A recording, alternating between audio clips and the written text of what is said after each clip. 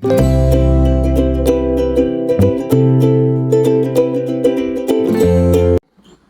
hello, salam sejahtera. Selamat datang ke channel Fels Lifestyle. Terima kasih kerana terus setia dan terus bersama di dalam channel ini.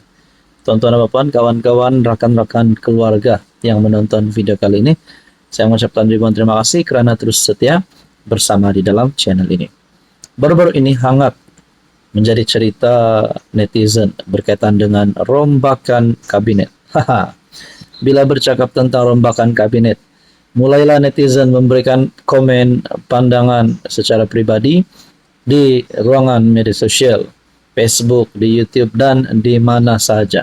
Ada yang memberikan pandangan, pendapat bahawa pemimpin ini patut dilantik masuk dalam kabinet. Ada yang berkata menteri yang sedia ada ini perlu digugurkan. Masing-masing kita ada pendapat. Tetapi antara yang hangat di media sosial yang saya terima, yang saya lihat melalui laman media sosial saya terkejut kerana ada beberapa nama yang disebut, yang saya boleh kata bukan pun ahli parlimen, bukan juga ahli dalam kerajaan, tetapi nama mereka disebut untuk diserap masuk di dalam kabinet. Oke, sebelum saya teruskan, izinkan saya perkenalkan sebentar tentang terapi imun. Produk ini adalah terapi imun transfer factor. Kepada Anda di luar sana yang ada masalah kesihatan, penyakit berulang yang tak pandai sembuh-sembuh, mungkin terapi imun adalah jawaban kepada doa Anda. Pasti sembuh. Sekiranya Anda ingin mendapatkan tips tentang terapi imun, terutamanya Anda yang mempunyai penyakit kencing manis, diabetes, kolesterol darah tinggi, bawasir, gout, gastrik, dan apa saja masalah kesihatan Anda, mungkin terapi imun adalah jawaban kepada doa Anda. Nomor yang tertera Anda boleh hubungi. Saudara-saudara, saya melihat dalam laman Facebook media sosial saya berkata, Badrul antara yang layak menjadi menteri, belia dan suka. Daripada Facebook page Sahabat Anwar Ibrahim. Saudara-saudara, nama Badrul Bakhtiar adalah tidak asing lagi, kerana beliau adalah pemain bola sepak sebelum ini yang telah membawa nama Malaysia di persada dunia dan telah menjadi antara pemain favorit oleh pemain kebanggaan oleh rakyat Malaysia. Saya amat respect Badrul. Tapi adakah peluang Badrul Bakhtiar untuk menjadi menteri di dalam kabinet? Dan dinyatakan di sini Badrul antara yang layak menjadi menteri belia dan suka. Adakah Badrul Bakhtiar kini akan diserap dan menggantikan Hanayo, yaitu yang memegang jawatan Menteri Belia dan Sukan hari ini? Saudara-saudara, dalam pada itu beberapa nama yang saya kongsikan kepada Anda hari ini. Adakah Anwar Ibrahim sebagai Perdana Menteri akan melantik pertama Nurul Izzah Anwar sebagai Timbalan Presiden PKR, dan juga Rafizi Ramli yang mempunyai pengalaman sebagai Menteri Ekonomi, dan Khairy Jamaluddin yang memang mempunyai pengalaman sebagai menteri dan mempunyai satu pembawaan sebagai, saya rasa, sebagai elit politik. Adakah beberapa nama ini akan diserap masuk di dalam kabinet? Yang pasti, saudara-saudara, Anwar Ibrahim akan sekiranya ada rombakan berlaku. Saya percaya ada rombakan berlaku kerana pertama Iwan Benedik yang sudah letak jawatan di dalam kabinet, dan juga tuan-tuan dan puan, kontrak Tengku Zafrul dan juga Saifuddin Nasution serta Zamri akan ditamatkan ataupun akan tamat.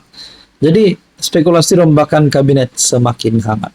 Tariknya adalah selepas beberapa senator yang ada hari ini akan tamat kontrak.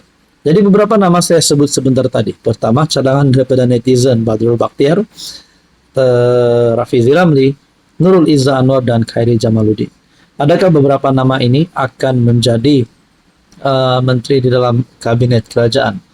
Walaupun ada peratusannya kemungkinan iya, tapi memang rendah untuk mungkin untuk Badrul Bakhtiar kerana beliau adalah adun daripada parti pembangkang hari ini. Jadi saudara-saudara, sekiranya 4 nama ini diserap masuk di dalam kabinet, Anda setuju atau tidak? Dan seterusnya pula, adakah nama menteri yang hari ini di dalam kabinet ada beberapa nama yang perlu digugurkan. Ada netizen menggesa Mat Sabu diganti, ada netizen menggesa Hanayo diganti, Menteri Pendidikan Fadlina Sidek, dan macam-macam lagi. Jadi kita nantikan siapakah ahli baru ataupun menteri kabinet baru, jemaah menteri baru yang akan dipimpin oleh Anwar. Kita nantikan siapa. Apapun kita teruskan bersama di dalam channel ini untuk perkembangan yang seterusnya. Salam sejahtera, selamat datang ke channel Fels Lifestyle. Terima kasih kerana terus setia dan terus bersama di dalam channel ini.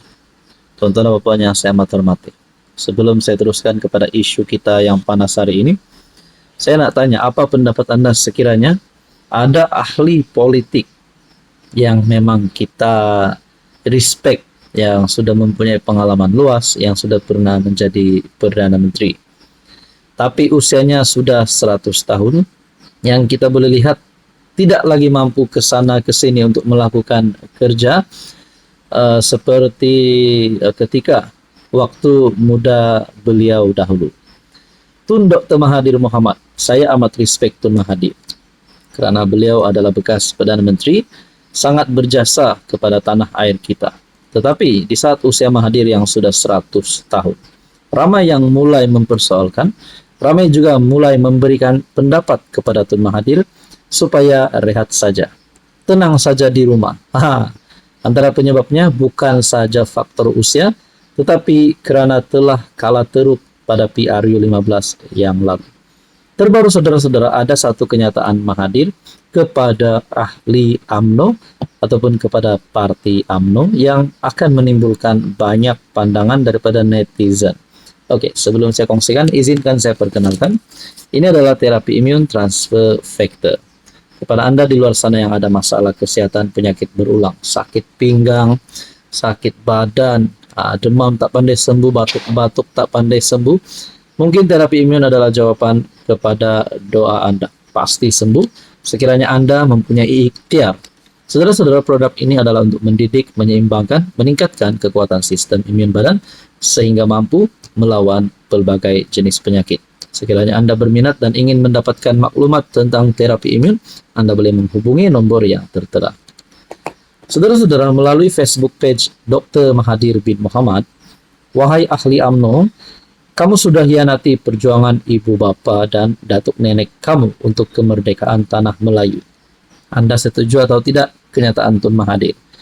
Yang kedua, hari ini kamu sokong tindakan menghapuskan kemerdekaan yang mereka perjuang dahulu apabila mempersetujui perjanjian meletak negara tercinta ini di bawah kuasa Amerika Syarikat.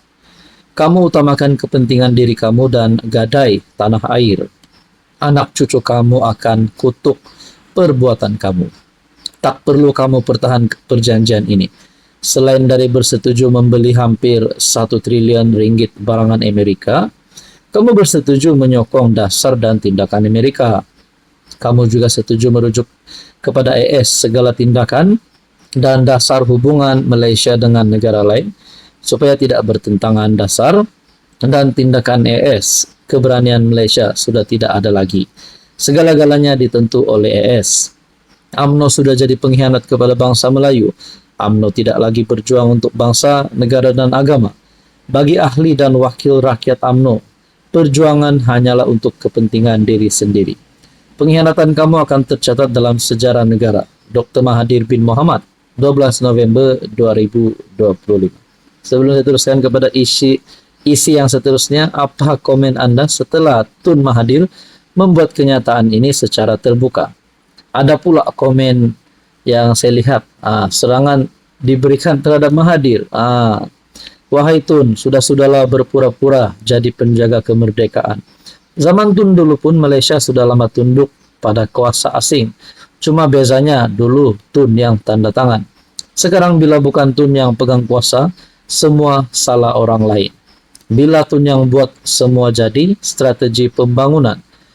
Lucu bila orang yang paling lama memerintah, paling banyak berhutang, paling banyak rosakkan institusi, tiba-tiba muncul semula cakap soal pengkhianatan. Rakyat sudah celik, Tun, kami tahu siapa yang gadai maruah bangsa demi kuasa. Ada pula komen, Tun tubuh parti politik untuk gantikan UMNO, tapi gagal. Akhirnya Tun terbuang. Sudah-sudahlah Tun, dulu rakyat sanjungi Tun. Tapi semakin Tun berusia, semakin meroyak.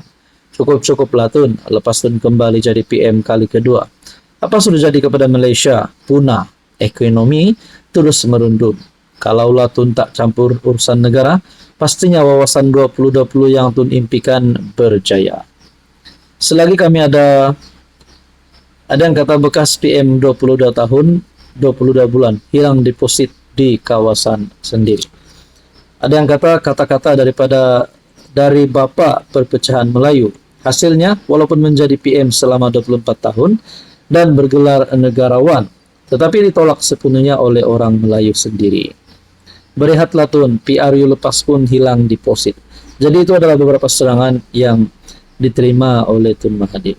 Nah, saudara-saudara, pastinya ada juga memuji tindakan Tun, ada juga yang bersetuju. Tapi, adakah ini bukti bahwa Tun Mahathir sudah tidak relevan lagi? Adakah ini bukti Tun Mahathir sudah perlu berehat? Nah, saudara-saudara yang saya hormati, apa komen Anda?